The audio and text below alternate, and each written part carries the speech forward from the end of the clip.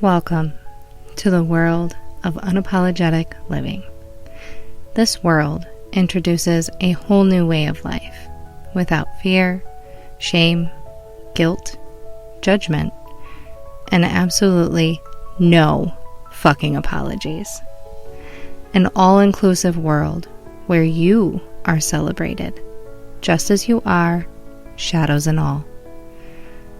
A path to your own fullest and freest life, uniquely your own, while beautifully connected to all. I'm Sarah Grady, a soul having a wild human experience, and I am honored to hold this space with you and to be a part of your journey. Choosing to step into this world means choosing you and transforming your life from merely surviving it to thriving and loving the hell out of it. Let's change the world together, shall we? Good morning, friends. I am so grateful to you being here and being a part of humanity. I just want to remind you that you came into this world whole and beautiful and divinely perfect, just as you are in all your mess and in all of your mistakes, which are just lessons learned. And it's just such an honor that you are taking time out of your day to listen to this or watch this or however you came about it. You're taking time, and I just want to honor that time. And today is a channeled message for my upcoming book, The Unapologetic Mirror. And it's a big one. It flowed pretty big and pretty brightly, and it was a message I think I needed to remember in myself. You know, this was a step of my journey over the last 5 years, and it was kind of this remembrance of how far I've come and the beauty that has come into my life by following this practice. So today's activation is centered around attachments. So this activation is one that has extreme power to release all that is holding you back from living a full, free, and unapologetic life. Attachments are energetic agreements we have chosen as our responsibility. It's our job to either do something, protect something or someone, or take care of someone or something. We made this choice based off of what our environment showed us as children was safe or not. Or we saw that we got certain needs met by doing certain things. So our bodies and mind said these are our truth now. The reality is we come into this world full, free, and unapologetic. We had no attachments. We just were pure, whole, and alive. Then our human bodies started feeling the world around us. Still, we weren't attached. We just flowed with what felt right in each moment. Need something? Cry. And trust that the world will fill our desire.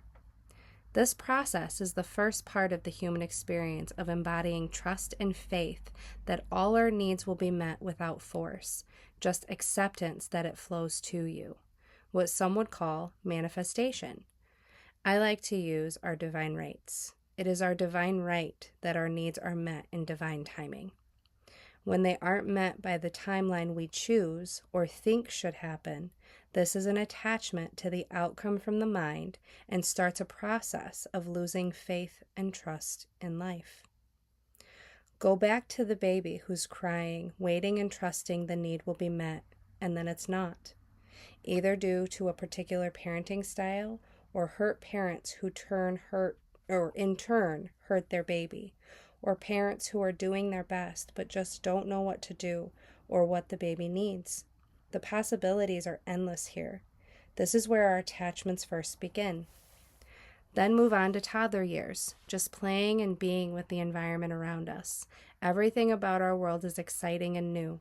We touch things and mold our environment trying to learn through play until our adults instill their beliefs or their chosen attachments into us. Don't touch that. Don't do this. Now, all of this is said with no judgment, just open honesty. This is the life we see before us, and we cannot heal what we do not see. And this doesn't have to be your truth, and that doesn't make it wrong either.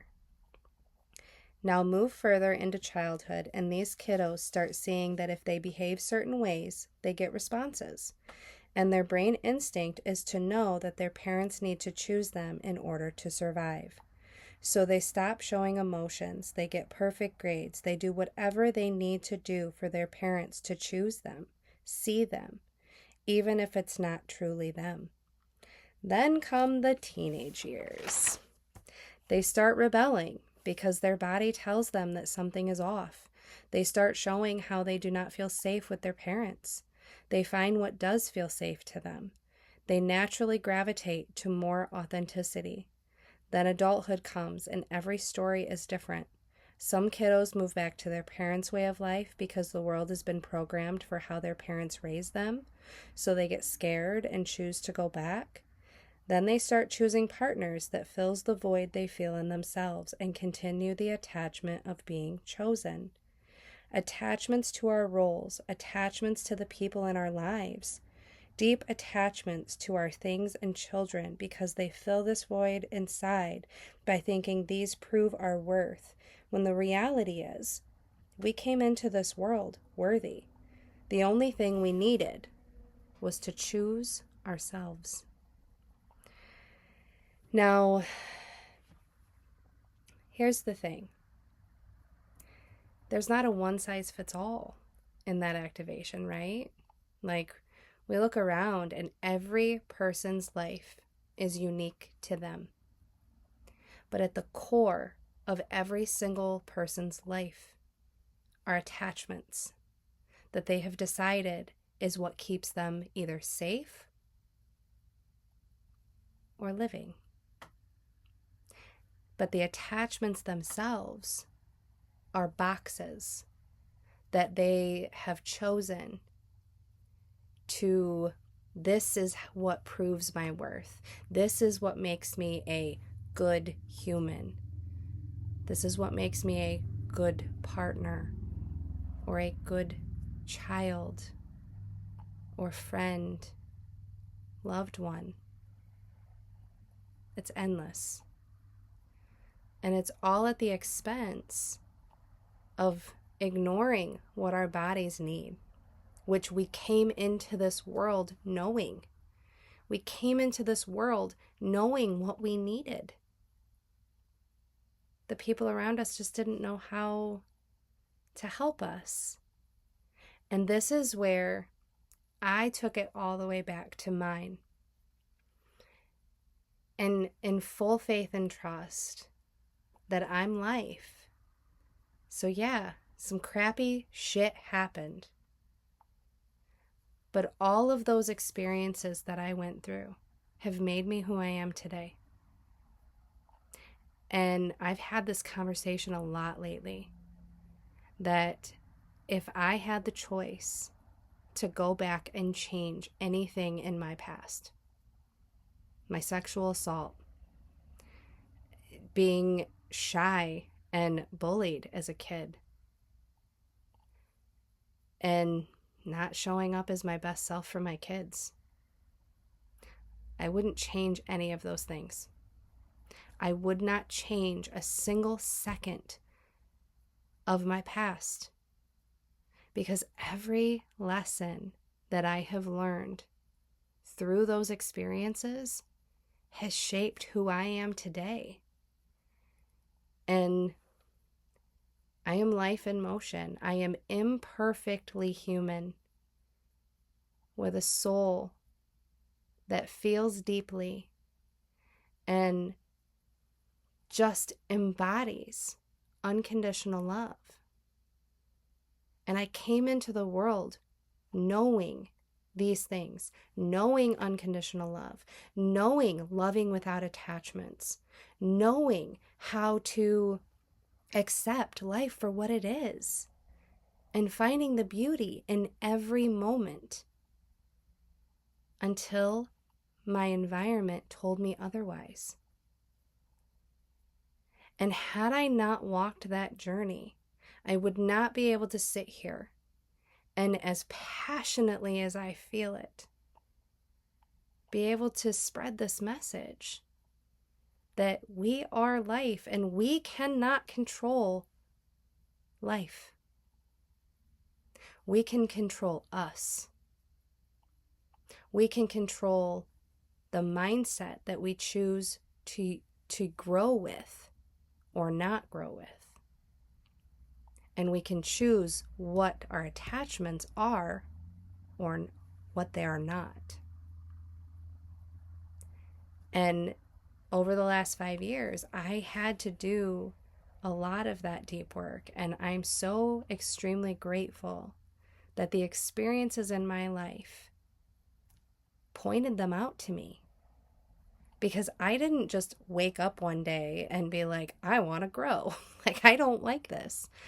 No, I was sitting in my shit, overwhelmed, miserable, frustrated, until I realized that the attachment I had was to a role that I am a mother and I'm a partner.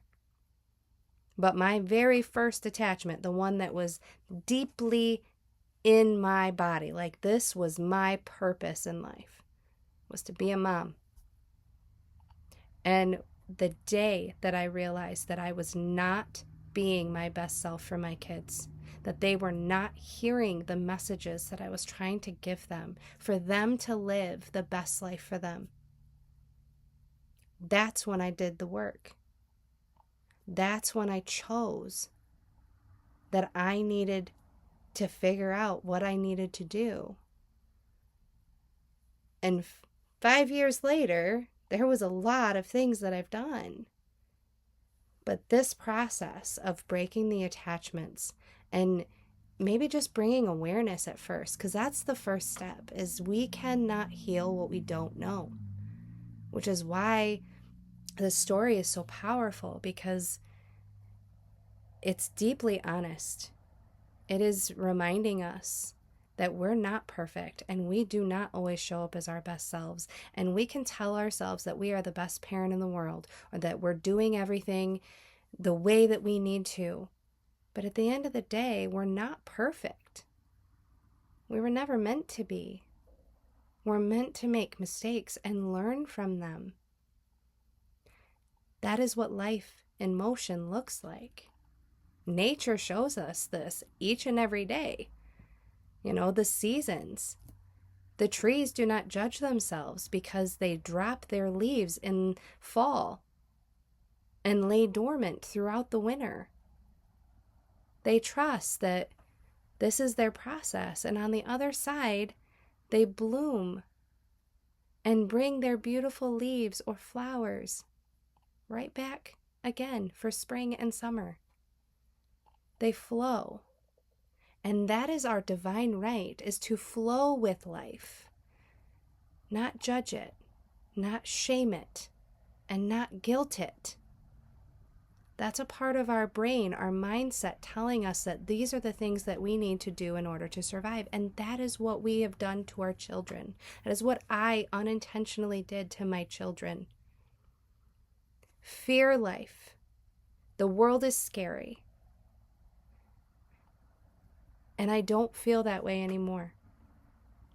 I'm not saying that with the intention of invalidating anyone else's experience, because your experience is yours alone. And I'm not going to argue that. I would never, because you are walking your unique path. But I also get to sit here and speak mine. And my unique path is this world that we get to play in. Is beautiful and expansive and has so many opportunities for us to grow and to play. And yes, there are some things that need to be changed, that need to be realigned. But we can't change it by judging it and shaming it and guilting it. We change it by first doing the work on us. Just like I couldn't change my kids by telling them, yelling at them. I had to change me. I had to grow and heal me for them to be able to do the same for themselves. Because at the end of the day, the only thing we have is choice, unless we've given that choice away. We always have choice in how we feel about something and the outlook that we carry in life. And if you're walking around with an outlook of the world is terrible and scary and scarce, that's what you're going to see, because your mind is going to focus on what you tell it to focus on. That's scientific. Or you can revisit your attachments and you can do a deep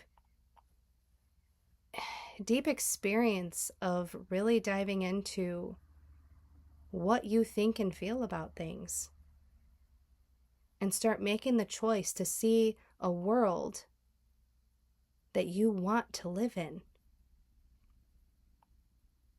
And that world will come.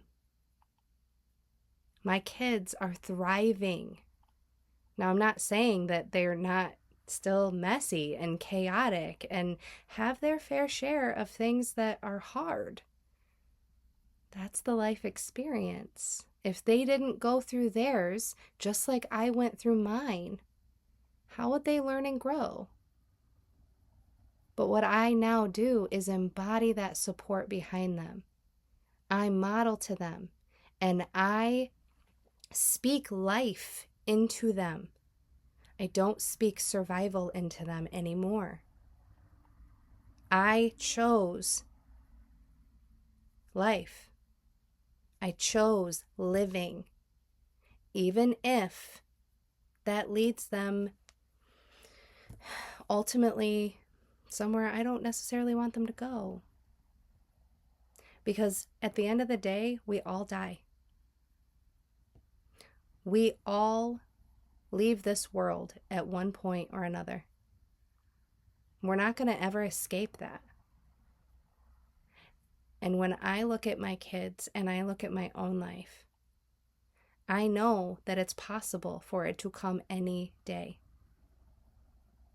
I know that. I have faced that reality, which was my greatest fear. But I want my kids to live their life now, to play and explore, and I trust that they are divinely protected and that they live their life experience. And if their day comes sooner than I want, at least they fucking lived their life. Because then on the other side of it, I can be so free to just know that I gave them the support that they needed while they were here. And that is the life that I model to my children. Because I want them to also see that one day I won't be here. And I don't want them to think that their world ends because I leave. Because it doesn't. We do not have to have our world crumble when our loved ones leave, because they are always here. Energy cannot be created nor destroyed. It just can't. Which means they go somewhere. And I feel my ancestors every single day. I feel my loved ones walk with me. Which means I trust and have faith Now, I'm not religious by any means, but I am spiritual and I feel energy deeply. I always have. And I'm not going to argue that with anyone because that's my reality. And I trust in that reality and I choose that reality because it brings me joy. So if you are feeling the overwhelm, if you are feeling the exhaustion of living a life that is no longer serving you, there are some questions that you can ask yourself. So what roles have you chosen? I chose mother, partner, caregiver. And those roles are beautiful roles. But living those lives without attachments frees you to also be you first and foremost. Because when you choose you, you can give from an overfilling cup, an overflowing cup. Where do you put all your time and energy? Are you giving any of it to you and your experience? How are you showing up in your relationships? This was a big one for me. Open honesty to yourself. Nobody has to know what you're feeling on the inside. That you are safe to keep that for you. But how are you showing up? Are you getting so frustrated with life that you're screaming at your kids every day? That used to be mine. Are you taking out all your frustration on the ones that you care about most that live in your home because you see each other every single day? That was me. I get it. And no amount of judging myself and shaming myself and guilting myself allowed me to fix it. Because the shame, the guilt, and the judgment are the things that cause that to be there to begin with, that caused me to have the attachments. So I flow with it. What expectations do you have in your relationships? Or what do others expect from you that you agree to, but deep down feel bitterness, frustration, and resentment? Where are you giving your time and energy to when your body is telling you enough? Do you rest when your body tells you it's time to rest? Are you giving yourself 5 minutes? Are you choosing to do things for other people that they can really do for themselves, but you have chosen that they can't, or that they need you to do it because at the end of the day, if they need you, they'll choose you and they won't leave? Again, my reality. That's what I chose. If I was needed, I was never going to be left. But at the end of the day, I was bitter and resentful because those relationships didn't see me. They saw what I gave them. And they treated me the same way that I treated myself, which was don't see me, don't hear me, and ignore me. Treat me like I'm invisible because that's what I told myself subconsciously. And there's no wrong or right in this. Like, that's the best part, is judging it's not going to make it go away. Loving yourself without conditions and saying, it's okay. Going back to that inner child and saying, I see you and I choose you. And playing with life again. Remembering that we didn't come here every day to rush through life, cooking and cleaning and having all the things that don't get to go with us when the time for us to leave comes.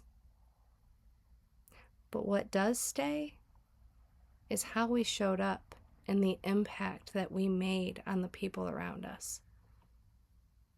Those memories and that beauty, that impact, it lasts for centuries. Just like the old programming for survival has. But all it takes is one person to say, I see you. I see that you locked away all of your pain in a chest and didn't share you because you didn't feel safe to. And I choose to open that box because when we open that box of pain, we also realize that all of our most beautiful gifts flow out with it. Because when we lock away our pain, we also lock away our heart. We lock away our beauty, and our ancestors have done this for centuries. But it takes one person in a family line to say, I see you. I see your pain, and I see why you made the choices you made. But I choose differently this time. I free you from those shackles, from those chains. And I don't choose to carry that pain with me anymore. I remove it from my body and free myself, which then frees them and it frees me, and then it frees my children, leading to my children's children, and so on and so forth. It takes one. Because every person that you come into contact with is going to feel your authenticity, is going to feel your truth. And you will give them that permission that they don't need to also choose life, to choose them, and to choose unconditional love within, which once felt within is impossible not to give it outwardly. And it's the most beautiful and the most magical gift. That is authenticity.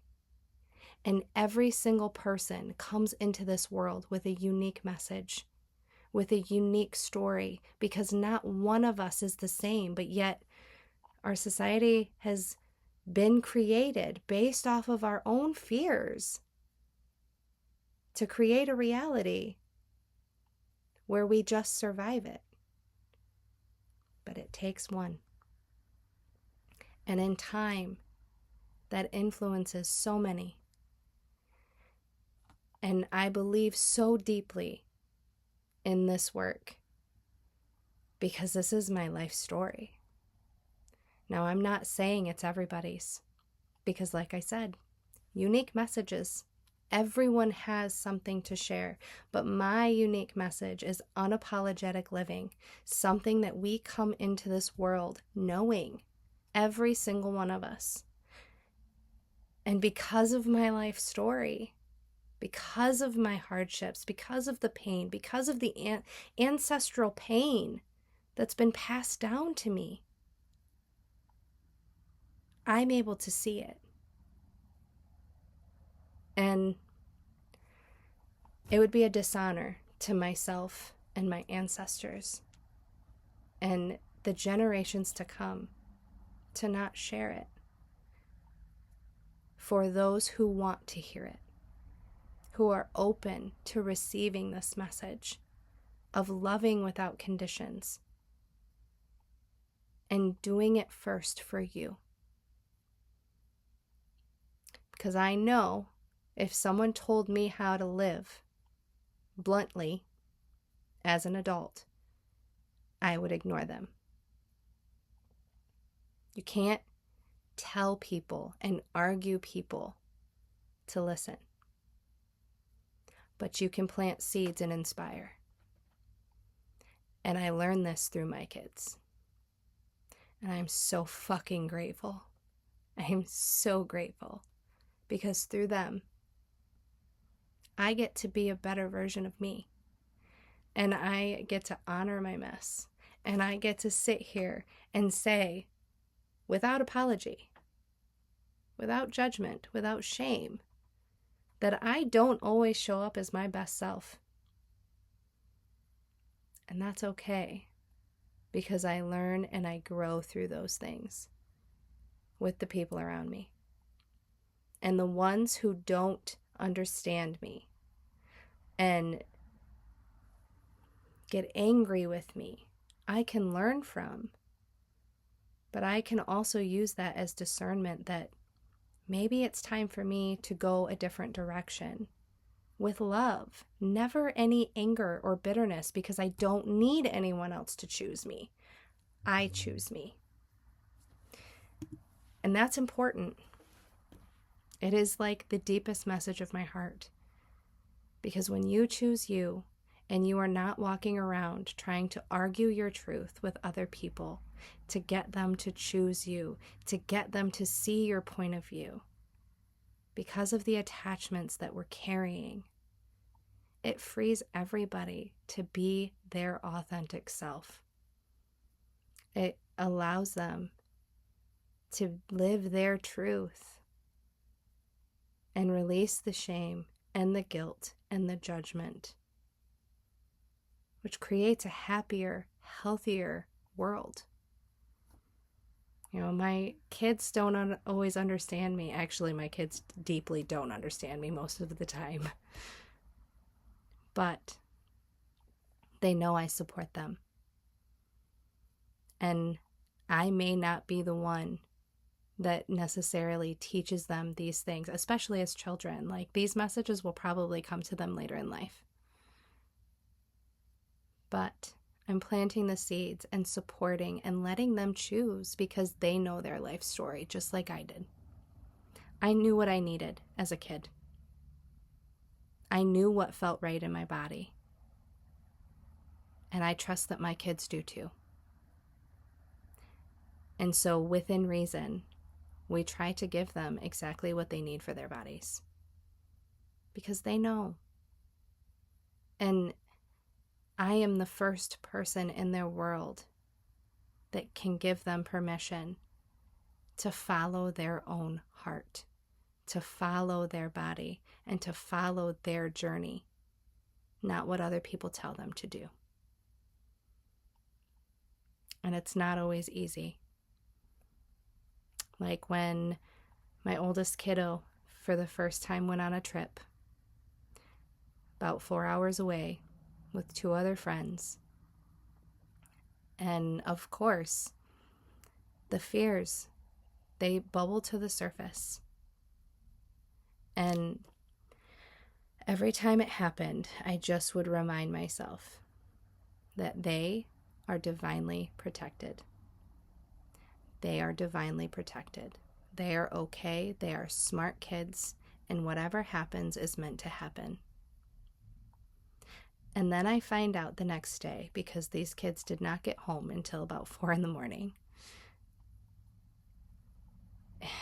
I find out that they were in an accident. Like, I didn't know because he didn't tell me.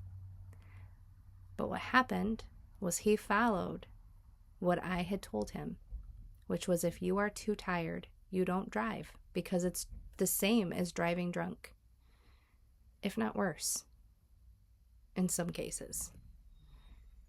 And he listened to his body. He made sure to follow what his body was telling him. He didn't feel safe, so he didn't do it. And he told the friend if he felt tired to wake him up. And the friend didn't, because he felt like he would be weak if he didn't, like if he ended up waking him up to switch drivers. And he ended up falling asleep. And they hit the guardrail on the side. on the side that my son's head was. And it woke him up. They were okay. He kept going. Like, it was all good. But when he shared that story with me, like, he didn't even wake up. That's the worst part. He didn't even wake up until they got home and they told him. And he tells me this story, and all I could think is, thank God that I trusted and that I continued to remind myself that they are divinely protected. Because I believe that our thoughts create our reality. Our thoughts are vibrations, and we call in the exact thing that we need to heal. And had I been responding from a place of fear, from a place of not trusting in life, that could have gone drastically different. Now, that's my faith. That's my story. And it was very impactful for me and a huge reminder that shit's gonna happen. But my God, they had the best time. And it was their first experience of real world on their own. And what a fucking gift. And also having a mother that was able to shine light into, he shared he was a little nervous. And I reminded him that he is intelligent. He listens to his body. He makes good choices. And he can handle anything that comes his way. And he had the best fucking time. And learned a lesson that his mom believes in him. And what a gift. Like, what a gift that is. To be believed in. To be supported. Even when you're probably going to fuck up along the way. And shit's going to happen. But people love you without conditions. And it's my greatest message and my greatest gift. So this is the gift I give to you today. And I just invite you to sit with your own, not in judgment, not in shame ever. You know, if you're going to judge and shame yourself, don't start this.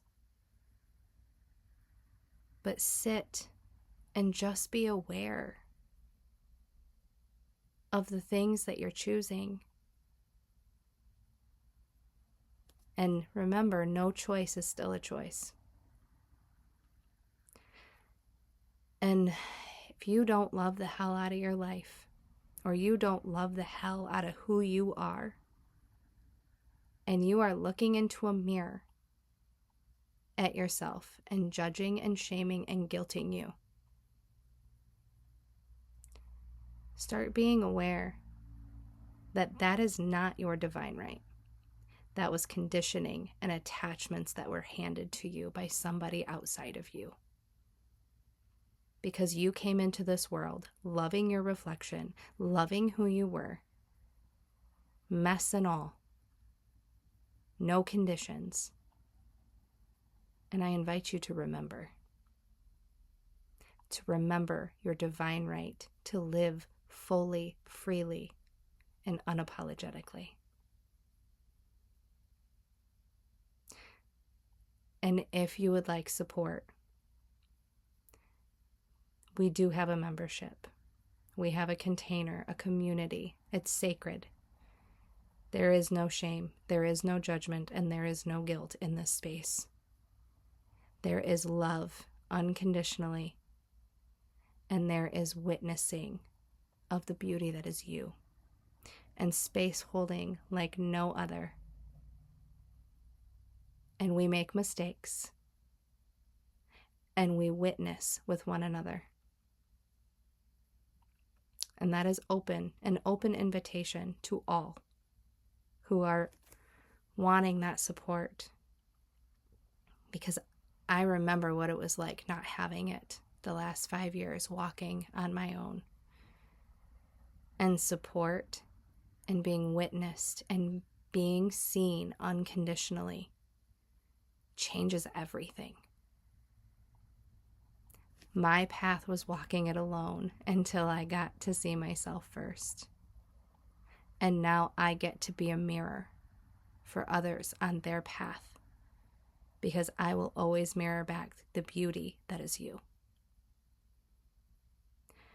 Because you are beautiful, you are amazing, and you are imperfectly human. And I will see the soul within you that came here to play as that imperfect human, which is unconditional love at the core. The life in you is divinely right and divinely on time. It is never too late, and you have always been enough. Much love, and I hope you have the most beautiful rest of your day. And I hope this message serves you as much as it served my life. Mwah.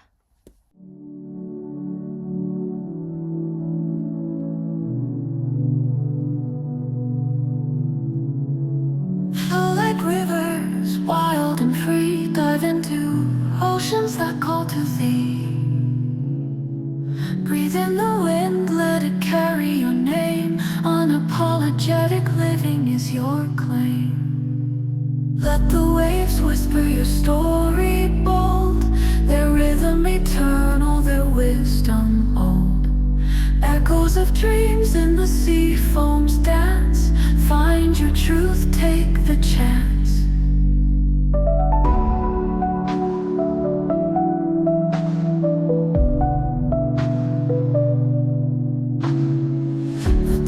Rising, beckoning your soul. Crash through the doubts, make yourself whole. The world is vast and the water's deep, where courage wakes and fear's asleep. In every droplet you're alive again. With every ripple a new world begins. No need to hold back, embrace the stream. Unapologetic living, your lasting theme. Let the waves whisper your story bold. Their rhythm eternal, their wisdom old. Echoes of dreams in the sea foam's dance. Find your truth, take the chance. As we drift in life's great current, we find the freedom to be both flowing and kind. This is the